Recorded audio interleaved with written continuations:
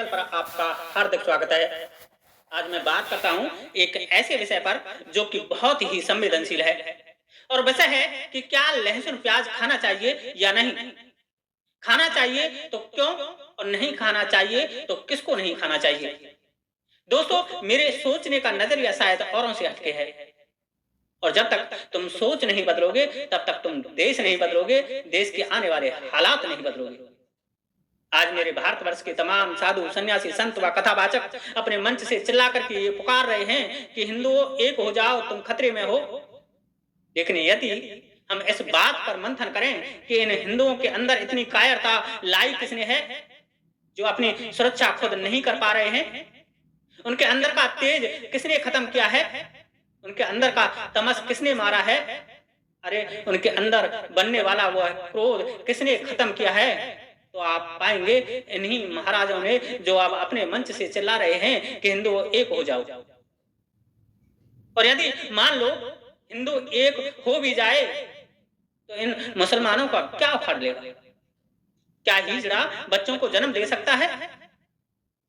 अरे आज तुमने हमें हिजड़े के समान ही तो बना दिया है और लगातार बनाते जा रहे हो हमारे आने वाली पीढ़ी को भी।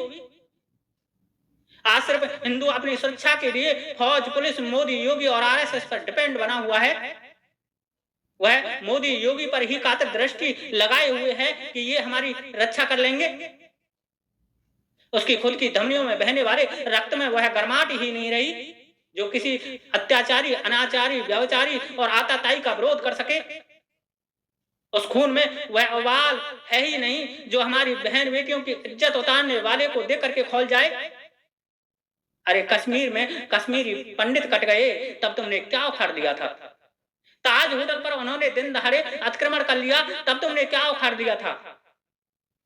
राम गोपाल मिश्रा की छाती में दिन दहाड़े 35 गोलियां उन्होंने दाग दी तब तुमने क्या उखाड़ दिया था।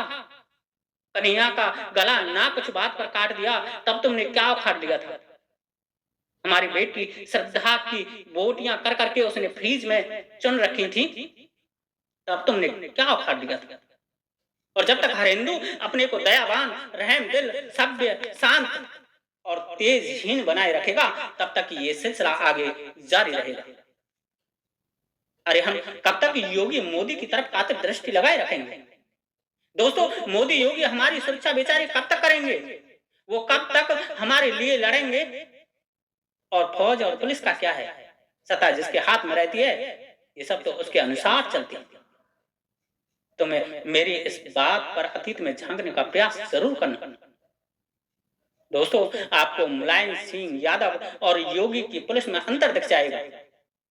आपको 17 साल की कांग्रेसी सत्ता व मोदी की फौज में अंतर दिख जाएगा। अरे फौज, पुलिस, सेना तो राजा के अनुसार चलती हैं कि राजा कितना राष्ट्रभक्त व जन कल्याणकारी है।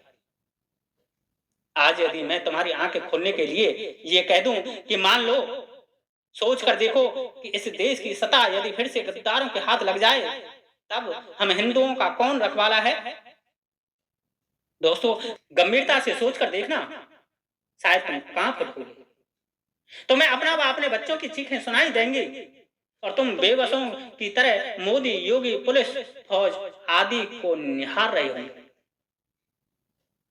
आपके घरों को वो आताताई उजाड़ रहे होंगे, आपकी बहन बेटियों को निर्वस्त्र करके नंगा दौड़ाया जा रहा होगा, लेकिन आप कायरों के भांति सिर्फ रो रहे होंगे क्योंकि तुम लड़ नहीं सकते।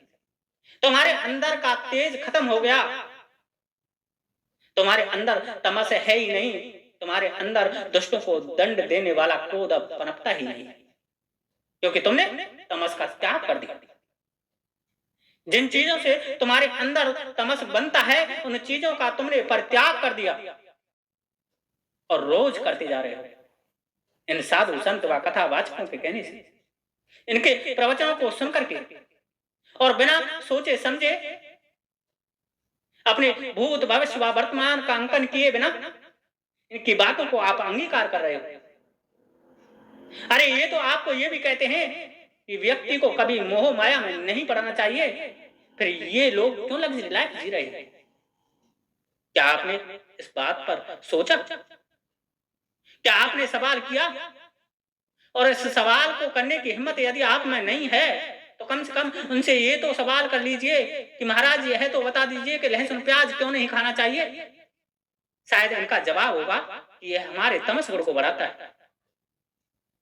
और इन्होंने कभी बताया भी कि इससे हमारे अंदर तामसिक वृत्ति बनती है, गर्मी बढ़ती है, हमारा क्रोध पनपता है। आप इनसे सवाल करना कि महाराज यदि कोई दुराचारी हमारी बहन बेटी की इज्जत लूट रहा हो तो हमें क्या करना चाहिए? क्या तुम्हारी तरह बैठ करके प्रवचन करना चाहिए? संत बन करके देखते रहना चाहिए? सन्यासी बन करके सिर्फ मोह माया समझ करके वन में चले जाना चाहिए तपस्या करने, या क्रोध में महाकाल बन करके उस दुराचारी का अंत कर देना चाहिए? शायद इनका भी मत होगा कि हाँ, क्रोध में महाकाल बन करके दुराचारी का अंत कर देना चाहिए। किंतु दोस्तों, महाकाल बनने के लिए क्रोध करना पड़ेगा, और क्रोध के लिए तमस आहार चाहिए, क्योंकि जैसा हम खाते हैं वैसा हम बनते हैं। मैं तुमसे यहां मांस खाने के लिए नहीं कह रहा हूं कि आप मांस खाओ, वो भी तो तामसिक है। अरे जीवों को मारकर खाना तो राक्षसों की वृत्ति है, उससे तो हमारे अंदर राक्षस प्रवृत्ति जन्म लेती है, जो कि इन दुष्ट दुराचारी मुसलमानों के अंदर है।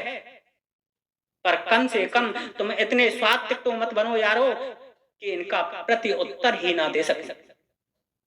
अपने को इतना दयावान शुद्ध व सीधा तो मत बनाइए कि सामने वाला तुमको कायर समझ बैठे और तुम्हारा सब कुछ लूट करके ले जाए।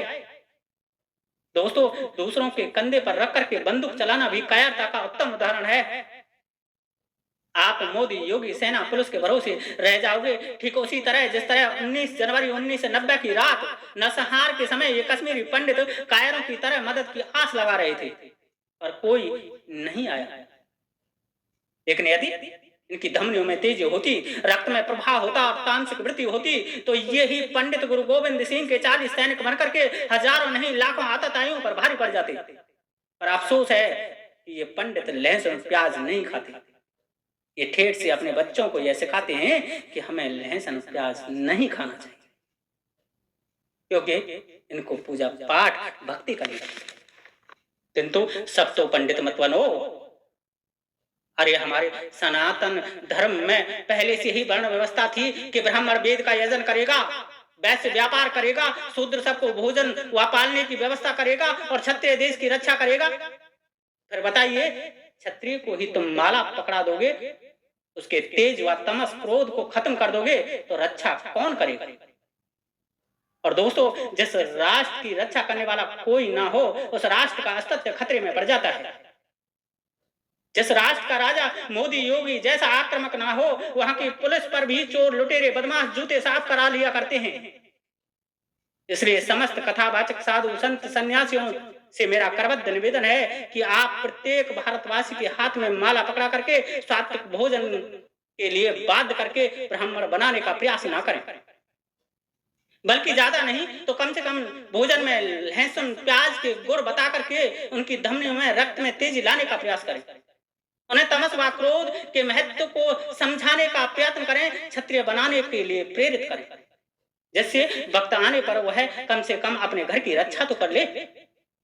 अपनी माँ बहन की रक्षा के लिए क्रोध में महाकाल बनकर के दुराचारियों का अंत तो कर दे।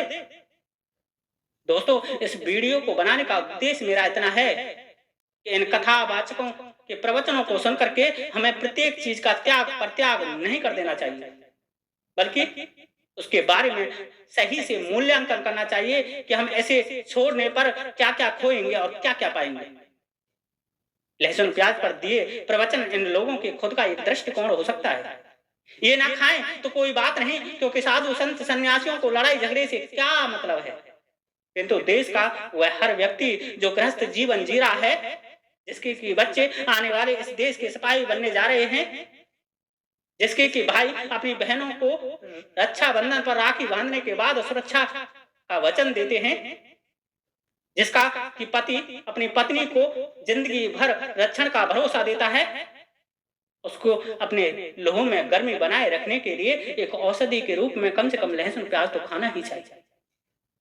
और यदि तुमने ऐसा नहीं किया, तुमने तमस क्रोध को नहीं पनपाया, तो इस देश का हर हिंदू का हश्र उन कश्मीरी पंडितों जैसा आज के लिए इतना ही। वीडियो अच्छी लगी हो तो वीडियो को लाइक करना, कमेंट्स करना और हर हिंदू को जगाने के लिए वीडियो को शेयर जरूर करना। वैसे दोस्तों ये मत समझ लेना कि मेरी कोई लहसुन प्याज की दुकान है और मैं अपने व्यापार को बढ़ाने का प्रयत्न कर रहा हूँ। यहाँ लहसुन प्याज के माध्यम से हर भारतीय को मैं अपनी बात बताने का प्रयत्न कर रहा हूँ।